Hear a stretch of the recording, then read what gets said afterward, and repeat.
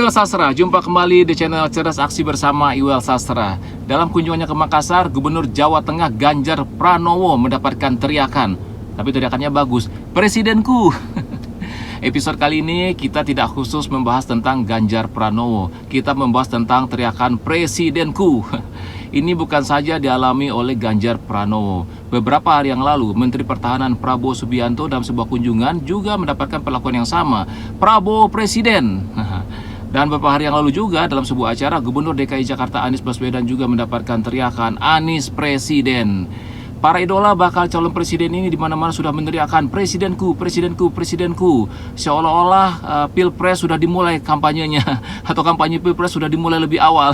Padahal KPU belum menetapkan calon presiden atau calon tetap ya sebagai presiden untuk Pilpres. Tapi di mana-mana sudah ada meneriakkan Presidenku, Presidenku, Presidenku. Ini fenomena biasa saja sebenarnya ya, karena orang boleh saja dong melakukan aspirasi, mendorong, menyuarakan isi hatinya tentang pilihannya, itu boleh saja. Walaupun Pilpres sendiri kan masih jauh ya, 2024, tapi gemanya udah mulai dari sekarang ini. Nah, supaya pembahasan kita ini objektif, saya tidak terkesan hanya membahas beberapa nama saja, kita akan lihat dulu pemberitaan media daring berikut ini. Mengutip Kumparan, teriakan Presidenku sambut kedatangan Ganjar di Makassar. Emak-emak tak kalah heboh saat berdesakan untuk minta foto bersama. Ganjar yang didampingi anak dan istri harus terpisah karena antusias masyarakat Makassar yang begitu tinggi. Saat masyarakat saling berdesakan minta salaman dan foto, itulah teriakan-teriakan memanggil nama Ganjar terus bergema. Bahkan banyak di antara mereka yang meneriakkan nama Ganjar dengan embel-embel Presidenku. Dari suara.com, bertemu Gus Kikin di Ponpes Tebu Ireng, pendukung Prabowo Subianto teriakan Prabowo Presiden. Kedatangan Prabowo pun menarik perhatian sejumlah santri dan warga sekitar. Prabowo juga menerima ajakan berfoto dengan warga yang hadir. Saat Prabowo tiba di pesantren yang didirikan Hadratus Syekh Kiai Haji Hasyim Asy'ari itu, mantan Danjen Kopassus ini disambut para pendukungnya menyerukan Prabowo Presiden. Mengutip Tempo.co, warga teriak Anies RI 1 pantas jadi presiden di malam takbiran JIS. Sejumlah orang yang menghadiri acara malam takbiran pemerintah DKI Jakarta malam ini mendoakan Gubernur DKI Anies Baswedan jadi presiden. Warga menyebut Anies sebagai RI 1. RI 1 pantas jadi presiden, teriak warga di Jakarta International Stadium atau JIS, Jakarta Utara Minggu malam 1 Mei 2022. Oke, sekarang kita akan melakukan analisis ringan ya untuk pemberitaan mengenai teriakan Presidenku ini. Pertama, Prabowo Subianto, Ganjar Pranowo, Anies Baswedan. Tiga nama ini memang semakin mencuat ke atas gitu ya, ke permukaan sebagai bakal calon presiden yang kuat untuk menjadi calon presiden. Alasannya sangat sederhana sekali. Pertama, Prabowo Subianto adalah Ketua Umum Partai Gerindra. Beliau sudah 2 kali menjadi calon presiden yang diusung oleh Partai Gerindra. Dan saat ini Partai Gerindra hanya butuh sedikit suara lagi untuk mengusung Prabowo Subianto sebagai calon presiden. Rasanya tidak sulit bagi Partai Gerindra untuk mendapatkan mitra koalisi mengusung Prabowo Subianto sebagai calon presiden. Ya, cuma sekarang ini mungkin Gerindra sedang memikirkan strateginya, tentu strategi untuk menang. Kalau menjadi calon presiden tapi nggak menang, waduh, nanti Pak Prabowo Subianto jadinya kayak main bola tuh, hat-trick, 3 kali kalah gitu. Nah, maka perlu dipikirkan strategi untuk menang. Salah satunya, dengar-dengar nih, katanya ingin menggandeng Puan Maharani. Ya, digandenglah Puan Maharani ini sebagai wakil presiden PDI Perjuangan dengan Gerindra. Kalau bergabung, wow, itu memang luar biasa sekali. Prabowo Subianto presidennya, Puan sebagai wakilnya. Tapi masalahnya kan adalah apa yang diprediksi, apa yang diduga-duga bagus itu dalam prakteknya belum tentu juga semudah itu ya. Jadi perlu pendekatan yang lebih lanjut lagi, dan kita juga menunggu apakah mungkin terwujud pasangan Prabowo Subianto dan Puan Maharani. Berikutnya Ganjar Pranowo. Nah, Ganjar Pranowo walaupun memiliki kompetitor yang sangat kuat sekali di internal partai, yaitu Puan Maharani. Puan Maharani adalah anak dari Megawati. Megawati adalah Ketua Umum PDI Perjuangan. Nah, jadi berat juga nih kompetisi di dalam antara Ganjar Pranowo dengan Puan Maharani. Apalagi disebut-sebut Puan Maharani ini akan diplot sebagai calon wakil presidennya Prabowo Subianto. Tapi ingat ya, yang namanya partai tentu pingin kadernya jadi nomor 1.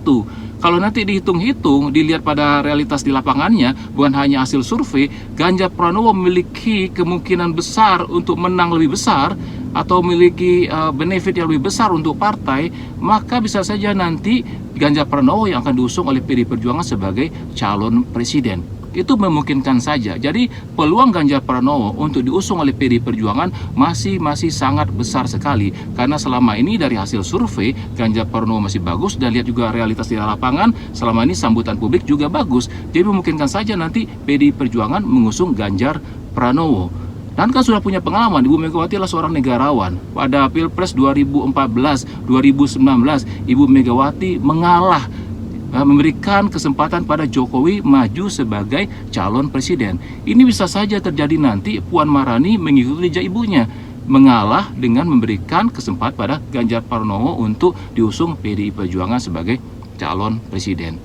Ketiga, Anies Baswedan. Nah, Anies Baswedan memang saat ini bukanlah kader partai manapun, ya, tapi ingat, ya, ada partai-partai besar yang berpotensi untuk mengusung Anies Baswedan. Ya, diantaranya adalah apa? Partai Nasdem. Partai Nasdem akan melakukan rapat kerja nasional. Rapat kerja nasional yang salah satu agendanya nanti adalah akan memberikan 3 nama kepada ketua umumnya Surya Paloh untuk dipilih. Dan dengar-dengar ini Anies Baswedan merupakan salah satu nama yang nanti akan direkomendasikan oleh kader Partai Nasdem dalam rapat kerja nasional mereka pada bulan Juni mendatang kepada ketua umum Surya Paloh untuk menjadi salah satu bakal calon presiden yang akan dipilih. Nah, jadi Anies sebenarnya sudah memiliki juga kendaraan-kendaraan yang kira-kira nanti akan membawa Anies sebagai calon presiden, atau yang mengusung Anies sebagai calon presiden pada Pilpres yang akan mendatang.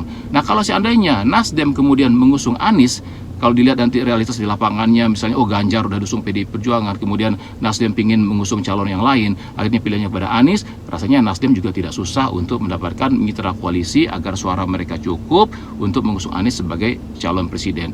Nah, inilah potensi kuat yang dimiliki oleh ketiga calon presiden ini, tepatnya bakal calon presiden ini untuk menjadi calon presiden yang nanti akan diusung oleh partai politik pada Pilpres 2024. Bagaimana dengan nama-nama yang lain seperti AHY misalnya, Airlangga Hartarto, kemudian Erick Thohir, Gatot Nurmantio? Ya, kesempatan mereka juga masih terbuka. Tentu mereka juga harus memikirkan strategi bagaimana mereka diterima oleh publik, bagaimana mereka terus menjadi pemberitaan positif oleh media, bagaimana mereka kemudian bisa dilirik oleh partai politik. Tapi ingat, dalam Pilpres ini yang dipilih kan bukan hanya calon presiden, juga ada calon wakil presiden. Maka kesempatan untuk menjadi calon wakil presiden pun masih terbuka untuk para tokoh-tokoh yang lainnya.